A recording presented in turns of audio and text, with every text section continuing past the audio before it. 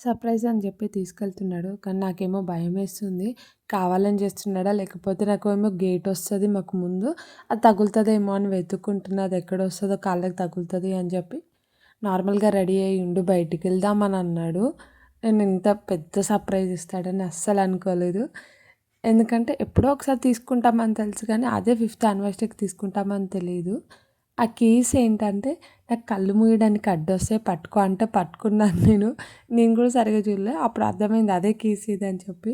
పిల్లల్ని కూర్చోబెట్టాకే నేను కూర్చోవాలి. ఏదైనా సరే వాళ్ళ తర్వాతే నాకు అని చెప్పి వాళ్ళని కూర్చోబెట్టి నేను కూర్చొని హ్యాపీగా ఫీల్ అవుతున్నాను. ఏదో డ్రైవ్ చేసినట్టు.